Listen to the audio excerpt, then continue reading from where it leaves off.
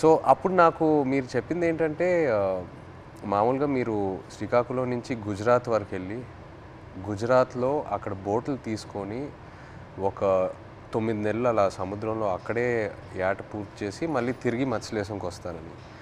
ఎందుకు గుజరాత్ వరకు ఎందుకు వెళ్తారు? అంటే మామూలుగా గుజరాత్ వరకు ఎందుకు వెళ్తున్నాం అంటే కారణం ఏంటంటే ఇక్కడ మనకి జట్టీలు అందుబాటులో లేవు. ఓకే. అంటే ఇక్కడ ఏటకి వెళ్తుంటే అలలు పెద్ద కెరటాలు ఎరిగేస్తుంటాయి.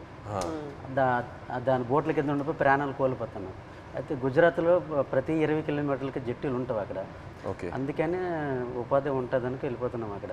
ఓకే ఓకే జీవనోపాధి ఓకే కష్టపడడానికి వెళ్ళిపోతున్నాం. సో మీరు ఒకసారి అక్కడికి వెళ్ళాక ఒక నెల రోజులు సముద్రంలోనే ఉంటారా? ఒకసారి బోట్ తీసుకున్న తర్వాత నెల రోజులు సముద్రంలోనే ఉంటారు?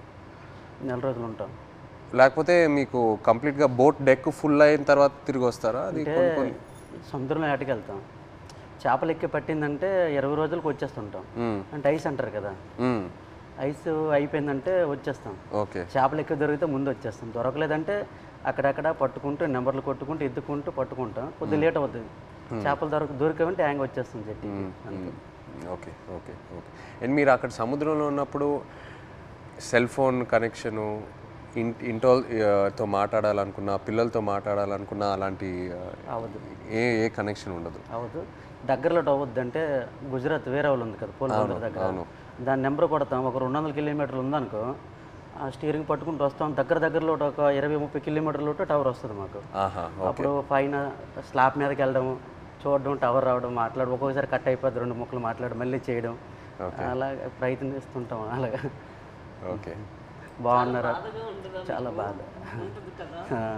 పిల్లలు బాగుంటారా, ఎలా ఉన్నారు, అందరూ బాగుంటారా, అమ్మ నాన్న అట్లా ఉన్నప్పుడు అంటే ఎక్కడో చిన్న ఫీలింగ్ తట్టి ఉంటారు. తుఫాన్ అంటారు సడన్గా గుజరాత్కి. ఇలాగా టీవీలో చూస్తాం కదా, గుజరాత్కి తుఫాన్ ఉందని వస్తారు.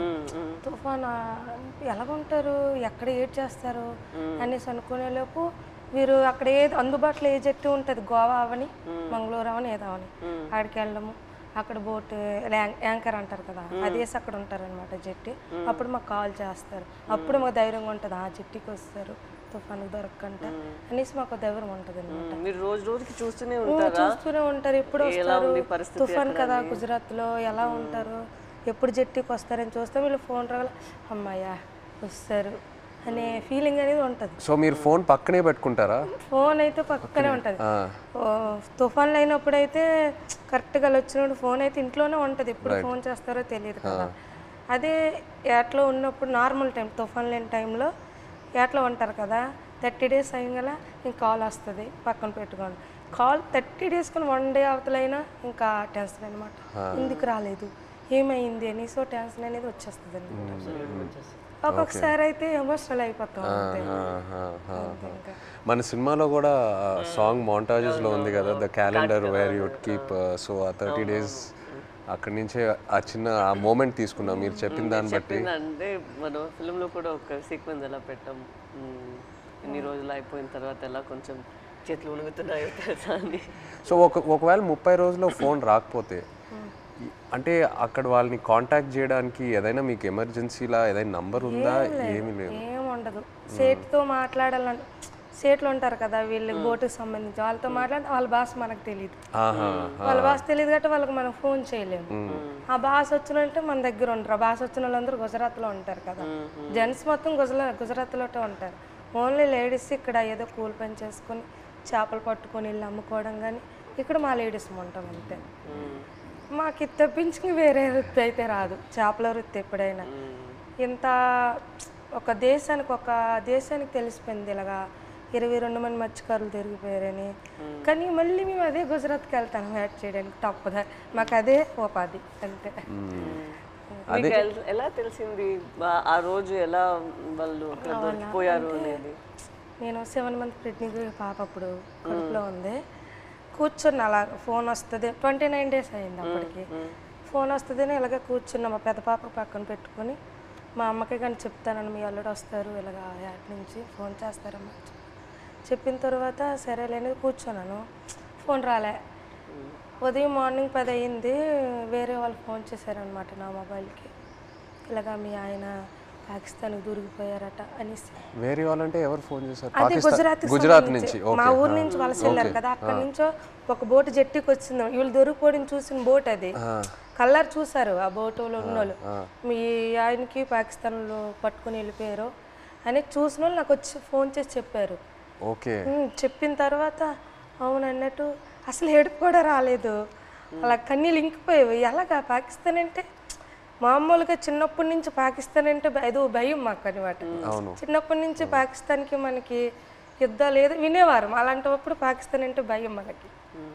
అలాంటిది పాకిస్తాన్కి దొరికిపోవడం ఏంటి, ఏం చేస్తారు ఏమో, చంపేస్తారేమో, ఉగ్రవాదులకి గట్రా పేల్చుకోవడం చంపేయడం విన్నాం కదా, ఏమో చంపేస్తారేమో నీటిలో ఉండే అదో టెన్షను.